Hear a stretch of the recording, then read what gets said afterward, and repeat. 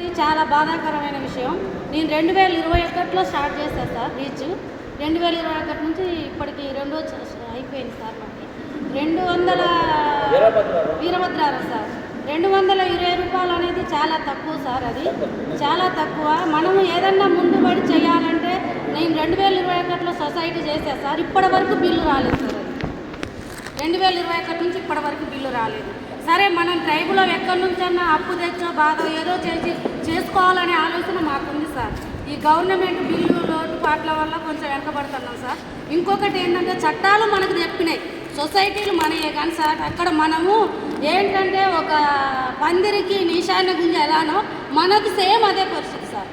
Non tribal అనేటోళ్ళు సొసైటీలు మన, ట్రైబులు మనం, హక్కుదారులు మనం, వనరులు మనం, కానీ నాన్ ట్రైబుల్ అనేటోళ్ళే బాగుపడతాం సార్. ఇక్కడ మన చట్టాలు అనేటివి మనకుండి కూడా మనం ఏం చేసుకోలేకపోతున్నాం సార్.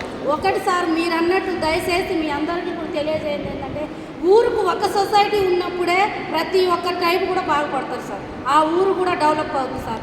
మండలం అవుద్ది, ఊరు అవుద్ది, అన్నీ జిల్లా అవుద్ది. మనకు వచ్చే నిధులు జిల్లాకు పోతాయి, మండలానికి పోతాయి, గ్రామానికి పోతాయి, అంతా బాగుంటుంది సార్. మీకు మరొకసారి నా తరపు నుంచి కూడా ఊరికి ఒక సొసైటీ అయ్యేలాగా చేయాలని నా ఒక మనవి సార్.